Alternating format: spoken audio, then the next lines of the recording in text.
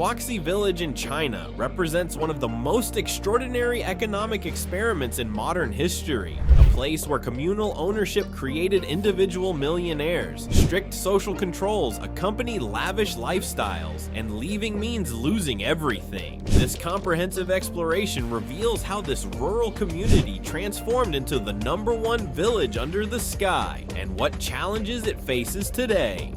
Nestled in the Jiangsu province of eastern China lies a village unlike any other on Earth. From above, you might mistake it for a modern metropolis, but this is Huaxi. Population 60,000 millionaires, pretty much everyone. In Huaxi, driving a BMW is considered average. While in most villages worldwide, people worry about making ends meet, in Huaxi they worry about which luxury car to buy next. If your net worth is under $400,000, sorry to break it to you, you're considered poor here. Yes, you heard that right. Poor. But Huaxi wasn't always dripping with wealth. So how did a rural Chinese village transform into what locals call the #1 village under the sky? That's what we're about to find out. And trust me, the story behind Huaxi's wealth will make your jaw drop faster than their residents' bank accounts fill up. The Huaxi economic miracle. Imagine waking up one morning and your local mayor announces, "Congratulations, you're now a shareholder in our village corporation." Sounds like the start of a bizarre dream, right? But for Huaxi residents, this reality has been making them rich for decades. Here's how it works. Every resident of Huaxi is a shareholder in Huaxi Village Corporation. Think of it as one massive family business where everyone has skin in the game. At the end of each year, something incredible happens. The village administration takes 20% of the entire village's income and divides it equally among all residents. Yes, even the kids get a cut. But wait, there's a catch, and it's a big one. If you decide to leave Huaxi, you lose everything. Your shares, gone. Your dividends, vanished. Your right to that sweet collective wealth, just a memory. It's the ultimate golden handcuffs. Live here and be rich, or leave and start from scratch. Not all residents are created equal in this capitalist commune. Huaxi operates on a 3-tier system. The original 2,000 residents from 1961, they get the full benefits package. Residents from neighboring villages that were absorbed later, they get fewer profit sharing rights. Migrant workers who keep the economy running, they get regular wages but no shareholder benefits. In other words, same village, different zip codes, at least economically speaking. The glittering symbols of success. Nothing says we've made it quite like building a massive skyscraper in the middle of your village. The Huaxi skyscraper stands at a towering 328 meters tall. That's over 1,000 feet of pure flex. But the real showstopper? Inside this tower sits a solid gold bull. And not just any gold bull, a 1-ton gold bull worth a staggering $63 million. Let that sink in. While most villages might celebrate with a new community center, Huaxi built a skyscraper and filled it with more gold than most national reserves. And when you're bored of staring at gold statues, why not take a helicopter tour? That's right, Huaxi maintains a fleet of helicopters offering aerial tours for residents and visitors. Because when you're this rich, even your tourism has to be next level. Speaking of tourism, the village has constructed a 518-meter glass bridge. Because apparently regular bridges are for regular villages. And if you're feeling homesick for Paris but can't be bothered to travel, no problem. Huaxi has built replicas of the world's most famous landmarks right in the village. The Eiffel Tower, the Arc de Triomphe, the Sydney Opera House. They're all here. It's like a billionaire's version of It's a Small World. The man behind the miracle. Every extraordinary story has a main character, and Huaxi's is Wu Renbao, the man who transformed a poor farming village into China's wealthiest community. In the 1960s, Wu was just another local Communist Party secretary in a poor village. But he had vision that stretched far beyond the rice paddies. During the Cultural Revolution, when private business was technically forbidden, Wu secretly established a small factory with 20 workers manufacturing screws. Yes, the foundation of this capitalist paradise was built on breaking the rules. The factory would disband whenever government inspectors showed up, with everyone quickly returning to the fields as if nothing had happened. Talk about a quick costume change. Then in 1992, when Deng Xiaoping declared that getting rich is glorious, Wu wasted no time. Legend has it that the very next day after Deng's announcement, Wu called an emergency village meeting at 3 a.m. Wu proposed investing 20 million yuan in raw materials like copper and aluminum. Within weeks, aluminum prices tripled, and Huaxi had its first major windfall. From there, Wu expanded relentlessly. Textiles, steel, tourism, logistics, each new business funded by the previous success. The village swallowed up 13 neighboring communities, expanding from less than 1 square kilometer to 3.5 times that size. The darker side of paradise.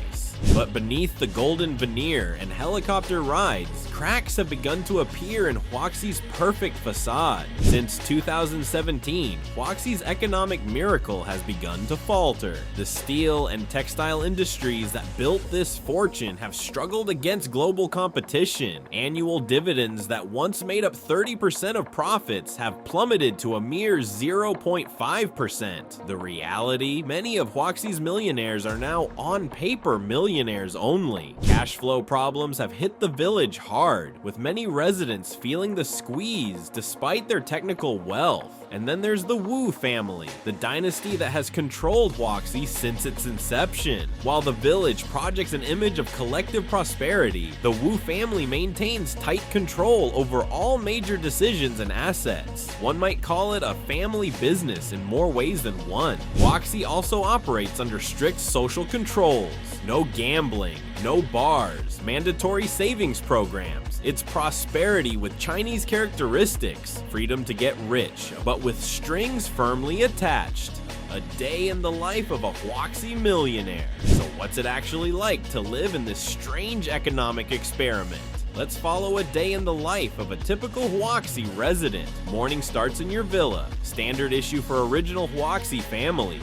The government provides these homes free of charge, along with healthcare, education, and even life insurance. Unlike most millionaires, Huaxi residents still work, typically in one of the village-owned industries. Everyone has a job, everyone contributes to the collective wealth. After work, residents enjoy amenities that would make most rural Chinese villages green with envy. Free groceries, subsidized dining, community centers, all covered by the collective.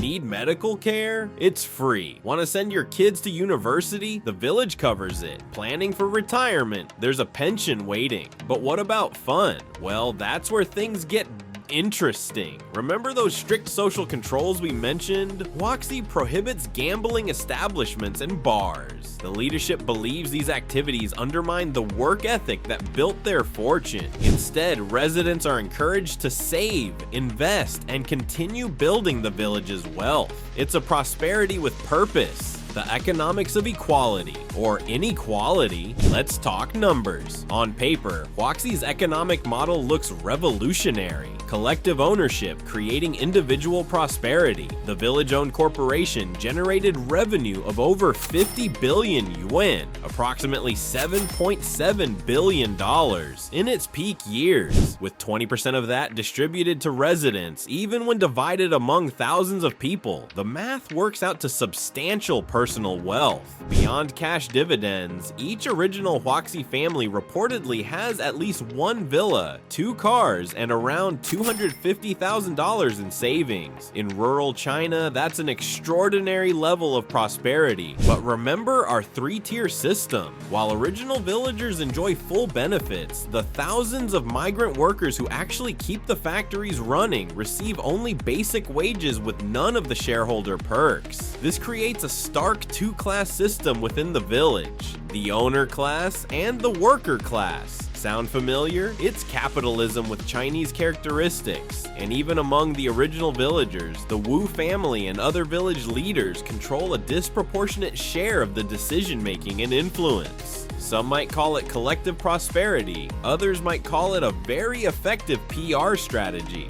Huaxi's uncertain future. As China's economy continues to evolve, Huaxi stands at a crossroads. Can the village adapt its collectivist capitalist model to the challenges of a modern global economy?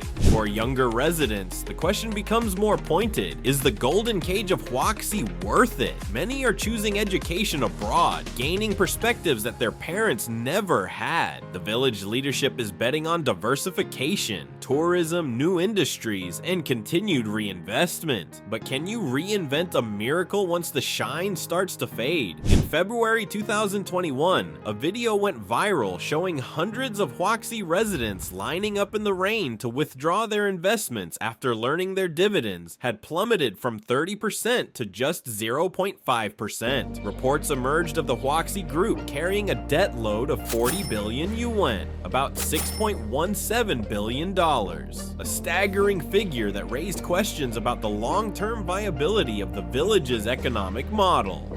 The ultimate question, is it worth it? After learning about Huaxi's extraordinary wealth and equally extraordinary restrictions, we're left with the ultimate question, is it worth it? Is financial security worth giving up the freedom to leave? Is collective prosperity worth accepting strict social controls? Is being a millionaire worth living in a system where your economic fate is tied to decisions you may have little influence over? The answers likely differ, depending on who you ask. For the original villagers who remember poverty, the trade-off may seem entirely reasonable. For their grandchildren who've known nothing but wealth, the golden handcuffs might feel heavier. One thing is certain, Huaxi represents one of the most fascinating economic experiments of our time, a place where communist collective ownership created capitalist millionaires, where leaving means starting over with nothing, where a golden bull worth millions stands as both a symbol of success and perhaps of excess. As we leave Huaxi behind, we're left to ponder what lessons this strange experiment holds about wealth, about community, about the human desire for both prosperity and freedom. This is China's millionaire town, where everyone is rich, but at what price?